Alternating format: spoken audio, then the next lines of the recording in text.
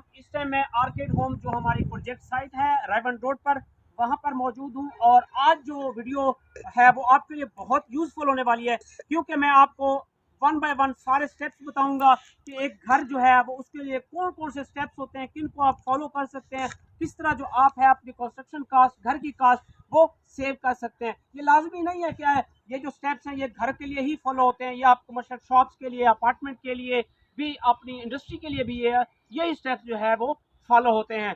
तो इस तरह शुरू में आपको जो साइट मिलती है इस तरह मिलती है, ये आप देख सकते हैं, मैं कैमरामैन आपको दिखा रहे होंगे। ये लेवल साइट होती है, हमने इसकी एक्सकेवेशन की हुई है थ्रू आउट क्योंकि यहाँ पर जो सॉइल स्टेटा है वो बेहतर है। अगर यहाँ पे सॉइल स्टेटा बेहतर ना होता तो शायद हमें जो एक्सकेवेशन है, खुदाई है, वो ज़्यादा करनी पड़ती। अगर आपकी जो सॉइल है, मट्टी जो है आपकी नरम है, तो आपको कम से कम जो है 4 फुट या 5 फुट तक जो फाउंडेशन है वो देनी पड़ती है। अगर आपकी जो सॉइल है वो ठीक है, मतलब स्ट्रॉन्ग है, स्ट्रॉन्ग इनफ, अगर आप टेस्टिंग करवाना चाहते हैं, कमर्शियल है या अपार्टमेंट है आपका, हाई राइज बिल्डिंग, तो आपको चाहिए कि इस पे सॉइल टेस्ट होते हैं वो लाजमी कराया करें। या फिर अगर आपका एक घर है तो उसमें आप देख लिया करें जो कसी होती है उसके साथ के स्ट्रॉन्ग है या नहीं है, तो उसके लिए जो फाउंडेशन होगी वो 2 फुट घर के लिए इनफ होगी। या तो इसके बाद आपने जो उसको एरा कहते हैं और खुदाई भी कहते हैं, आपने लेआउट कराना है पेंट के साथ, वो करना होता है। और उसके बाद आपका जो नेक्स्ट लेवल आता है वो फिर फाउंडेशन बनना शुरू हो जाती है। जैसे मैंने बताया 2 फुट है स्ट्रॉन्ग सॉइल के लिए, अगर आपकी वीक सॉइल है तो फिर आपने उसको मिनिमम 4 या 5 फुट तक उसकी जो फाउंडेशन है वो बनानी है। तो आपको पहला स्टेप मैंने बता दिया एक्सकेवेशन की, उसके बाद ये फाउंडेशन बनाई आपने, और जो ही फाउंडेशन आपने बना ली, मेरा कैमरामैन दिखाएंगे, तो पहले हमने 18 इंच की 2 स्टेप्स दिए हैं, फिर 13.5 इंच के दिए हैं, और उसके बाद हमने 9 इंच की जो है वो वॉल्स खड़ी कर दी हैं। 9 इंच की जो है वो डीपीसी आ गया है, उसमें हमने बीम दिया है।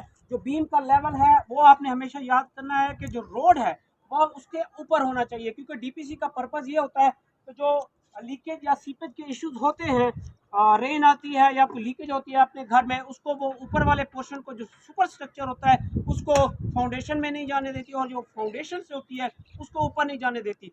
एक और चीज़ जो मैं फाउंडेशन में आपके साथ ऐड करता चलूँ कि टर्माइट प्रूफिंग आपने लाजमी करनी होती है।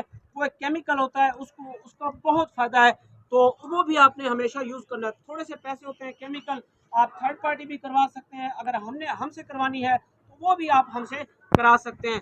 ये स्टेप है। अब इसके बाद आता है कस्टमर। इसके साथ साथ मैं बताता चलूँ कि ये जैसे हुई है, ये क्लाइंट अपना घर खुद बनवा रहे हैं, इसमें एक मिस्टेक है जो आपने नहीं करनी।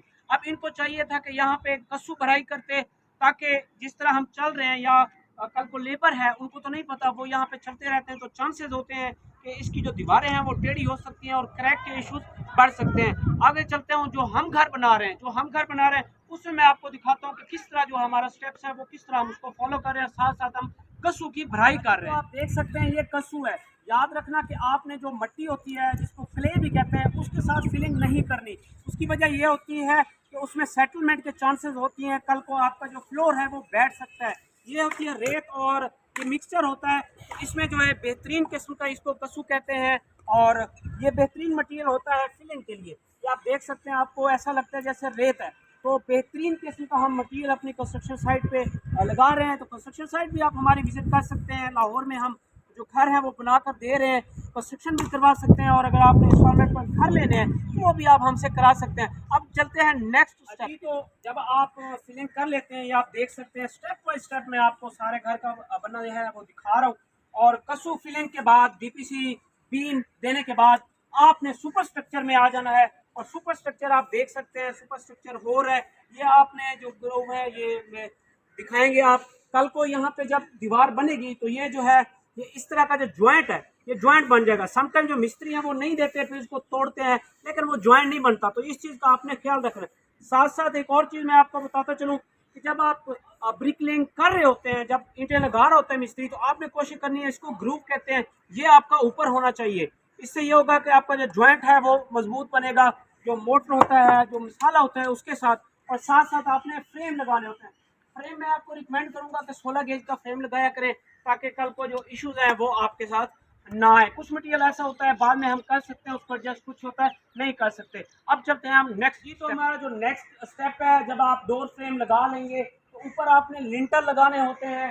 لنٹر اس کو کہتے ہیں چھوٹا بیم ہوتا ہے جو کہ ڈور اور ونڈو جتنی بھی اوپننگز ہوتی ہیں اس کے اوپر آپ نے رکھنا ہوتا ہے. یہ بھی آپ نے لازمی لگانا ہے. سم ٹائم جو ہے اور مستری یا پھر جو آنر ہے گھر کے وہ نہیں لگاتے کہ کاسٹ بچ جائے گی, ہمارے پیسے بچ جائیں گے. یہ آپ نے نہیں کرنا کیونکہ جو لوڈ ہوتا ہے وہ اس لنٹل کے اوپر آتا ہے اور اس سے پھر جو ہے فاؤنڈیشن کی طرف جاتا ہے. اگر آپ نہیں لگائیں گے تو چانسز ہیں کہ کریک آ جائے. تو اس کے بعد آپ نے ساتھ ساتھ دیکھیں جب ہم اس لیول پہ 10 فٹ یا 11 فٹ تک پہنچ جائیں گے تو آپ نے فرسٹ فلور کی جو سلیب ہے وہ دینی ہوتی ہے. اس میں جو ہے آپ نے سریا کیونکہ آپ نے استعمال کرنا ہوتا ہے تو اس میں کوشش کیا کریں کہ 60 گریڈ کا لگانا ہے آپ نے. موغل, اتفاق اور امریلی یہ اس ٹائم پاکستان میں اچھے چل رہے ہیں. اور جو سلیب کی تھکنیس ہے, جو چوڑائی موٹائی ہے, وہ آپ نے کم سے کم 6 انچ رکھنی ہے اور 1:4 کے ساتھ آپ نے کنکریٹ کرنی ہے. اس کے بعد آپ کا یہ پلسٹر آ جاتا ہے. پلسٹر میں سارے کر کے اس کے ساتھ ساتھ پلسٹر سے پہلے آپ نے جو ہے پلمبنگ ورک کرنا ہوتا ہے, الیکٹریسٹی کا کرنا ہوتا ہے بجلی سے پہلے. اس طرح آپ کا جو گرے اسٹرکچر ہے وہ ریڈی ہو جاتا ہے. پھر فنشنگ کی طرف ہم آ جاتے ہیں. جی, جب آپ پلسٹر کر لیتے ہیں تو آپ کا گرے اسٹرکچر جو ہے وہ ریڈی ہو جاتا ہے. اس کے بعد آپ نے لگانی ہے ٹائل اور ماربل. ٹائل اور ماربل اس وجہ سے میں کہہ رہا ہوں, لوگ بعد میں بھی لگاتے ہیں. اگر آپ نے ماربل لگانا ہے تو آپ بعد میں پینٹ کریں گے, آپ کا پینٹ ڈیمیج ہو جائے گا, ڈور ونڈو بھی خراب ہو سکتے ہیں کیونکہ اس کی جو ہے رگڑائی ہوتی ہے, پالشنگ ہوتی ہے. تو آپ کوشش کریں ٹائل ماربل پہلے لگا لیا کریں. اس کے بعد آپ نے لگانی ہے سیلنگ. سیلنگ کے بعد آپ نے کرنا ہے ڈور اور ونڈوز کی انسٹالیشن. وہ اس وجہ سے کہ کچھ گیپ جو ہے سائڈ پہ رہ جاتے ہیں تو وہ جو پینٹر ہوتا ہے وہ وال پٹی کے ساتھ اس کو کور اپ کر لیتا ہے. اور اس کے بعد آپ کی security girls, hand girls, main gate, یہ چیزیں آ جاتی ہیں. تو یہ ایک کنسٹرکشن سٹیپس تھے جو میں نے آپ کو بتایا. ساتھ ساتھ جو مسٹیکس تھیں وہ بھی میں نے آپ کو بتائیں تاکہ آپ جو ہے وہ ایک اچھا گھر بنا سکیں. ساتھ ساتھ بتاتا چلوں یہ آپ کی ہماری کنسٹرکشن سائٹ تھی. اگر آپ نے لاہور میں یا کسی دوسرے شہر میں گھر بنوانا ہے تو اس کے لیے ہم سے کنسلٹنسی لے سکتے ہیں. ہمارے پاس مین پاور ہے, تو اپنا گھر جو ہے وہ کنسٹرکٹ کروا سکتے ہیں.